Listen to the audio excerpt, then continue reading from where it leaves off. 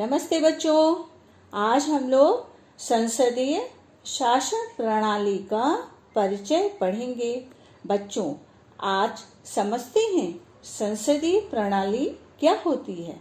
America और भारत दोनों जगह लोकतंत्र है, यानी जनता का राज, मगर सरकार या शासन चलाने का तौर तरीका बिल्कुल अलग है। अमेरिका में अध्यक्षीय प्रणाली है। उनके राष्ट्र अध्यक्ष या राष्ट्रपति सीधे चुने जाते हैं। जैसे अमेरिका नागरिक सीधे ट्रंप को वोट दे सकता है। भारत में ऐसा नहीं होता। हमारे यहाँ हम लोकसभा के सदस्यों का चुनाव करते हैं। इसमें जिस दल का पार्टी के आधे से ज्यादा सदस्य होते हैं, यानी जिस दल का बहुमत होता है, उसका नेता प्रधानमंत्री चुना जाता है। हम सीधे अपने प्रधानमंत्री को वोट नहीं दे सकते। एक फर्क है, तो यह है कि अमेरिका में राष्ट्र अध्यक्ष शासन का कार्यकारी प्रमुख होता है। हमारे यहाँ भारत में प्रधानमंत्री कार्यकारी प्रमुख होता है। संसदीय प्रणाली इंग्लैंड से शुरू हुई थी। उनके संविधान हमारी तरह लिखित नहीं हैं, अलिखित हैं। संसदीय प्रणाली में संसद सबसे महत्वपूर्ण होते हैं। संसद में राष्ट्रपति, लोकसभा और राज्यसभा होते हैं।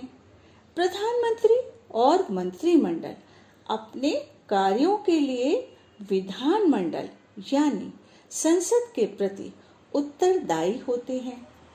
विधानमंडल को विश्वास में लेकर ही मंत्रिमंडल को कार्य करना पड़ता है।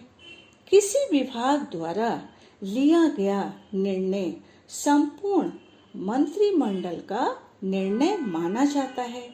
मंत्रिमंडल सामूहिक उत्तरदायित्व के सिद्धांत पर कार्य करता है।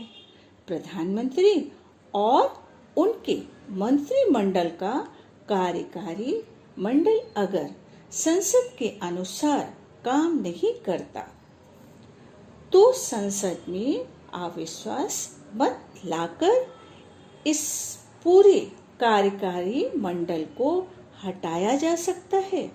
संसदीय प्रणाली में संसद या विधानमंडल का स्थान श्रेष्ठ है। भारत में अब अंग्रेजों का शासन था। उसी समय यहाँ संसदीय शासन प्रणाली की नींव रख गई थी।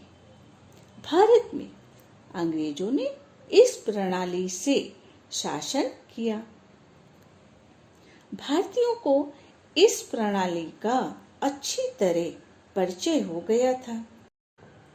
जब भारत आजाद हुआ तो उसके पास अध्यक्षीय प्रणाली या संसदीय प्रणाली दोनों में से एक चुनने का अवसर था। हमारी संविधान सभा ने संसदीय प्रणाली का चुनाव किया। जानते हो क्यों?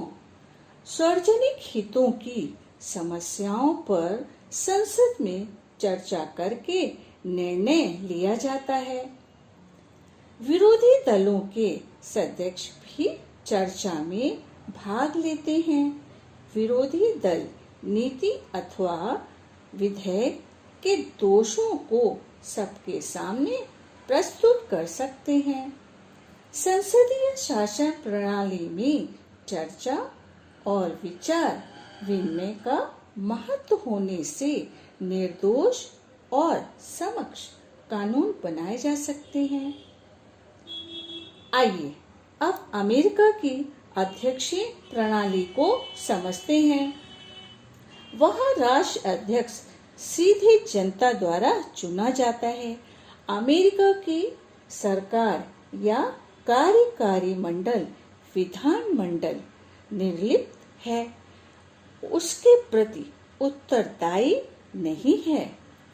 फिर भी दोनों एक दूसरे पर नियंत्रण रख फ्रांस, जर्मनी, स्विट्जरलैंड, श्रीलंका आदि देशों में इन दोनों शासन प्रणालियों की अपेक्षा अन्य प्रणालियों को स्वीकार किया गया है।